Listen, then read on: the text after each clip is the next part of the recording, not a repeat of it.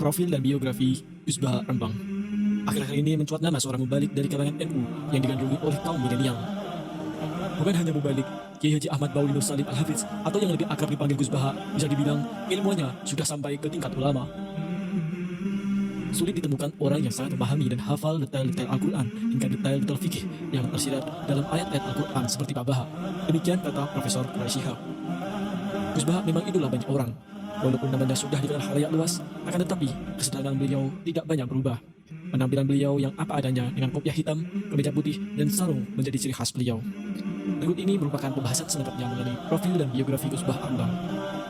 Gus Baha merupakan putra dari seorang ulama ahli Quran, yaitu Kiai Haji Nur Salim Al-Hafiz dari Desa Larukan, Kecamatan Kragan, Kabupaten Rembang, Jawa Tengah. Kiai Haji Nur Salim adalah murid dari Kiai Haji Arwani Al-Hafiz Kudus dan Kiai Haji Abdullah Salam Al-Hafiz Pati. Beliau lahir pada tanggal 15 Maret 1970 Masehi atau 7 Muharram 1390 Hijriah. Jika dirunut dari silsilah keluarga ayah beliau, inilah terhitung dari buyut beliau hingga generasi keempat, kini merupakan ulama-ulama ahli Al-Quran yang handal. Silsilah keluarga dari garis ibu beliau merupakan silsilah keluarga besar ulama Rasem, yaitu dari Bani Mbah Abdul Rahman Basiban atau Mbah Sambu yang besarnya ada di area Masjid Jami Rasem, sekitar setengah jam perjalanan dari pusat kota Rembang. Pendidikan Gus Baha. Pada waktu kecil, Gus Baha mulai menempuh pendidikan keilmuan dan hafal Al-Quran di bawah asuhan ayahnya sendiri. Pada usia yang masih sangat belia, beliau telah menghatamkan Al-Quran beserta qiraahnya dengan lisensi yang ketat dari ayah beliau. Memang, karakteristik bacaan dari murid-murid Mbah Arwani menerapkan keketatan dalam tajwid dan makhrajul huruf.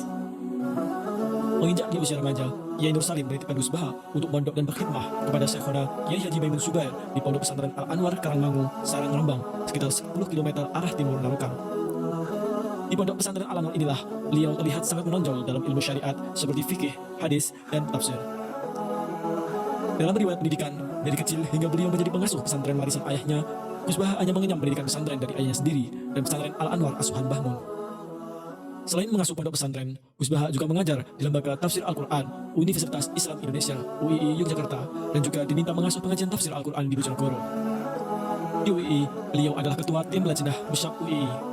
Timnya terdiri dari para profesor, doktor, dan ahli-ahli Al-Quran dari seantero Indonesia seperti Profesor Dr. Quraish Shihab, Profesor Zaini Dahlan, Profesor Sohib, dan para anggota Dewan Tafsir Nasional yang lain.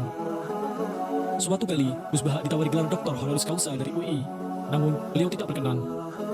Dalam jagat tafsir Al-Quran di Indonesia, beliau termasuk pendatang baru dan satu-satunya dari jajaran Dewan Tafsir Nasional yang berlatar belakang pendidikan non-formal dan non-gelar. Meski demikian, kealiman dan penguasaan keilmuan beliau sangat diakui oleh para ahli tafsir nasional.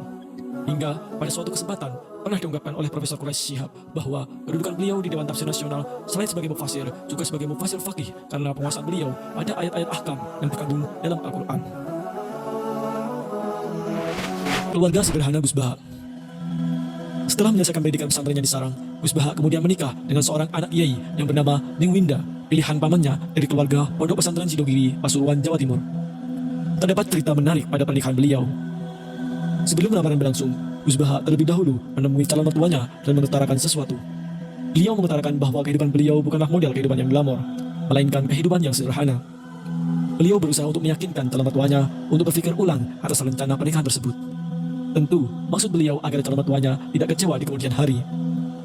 Namun, calon mertuanya saat itu hanya tersenyum dan hanya mengatakan, "Klop alias sami mawon, kalih kulo, sama saja dengan saya."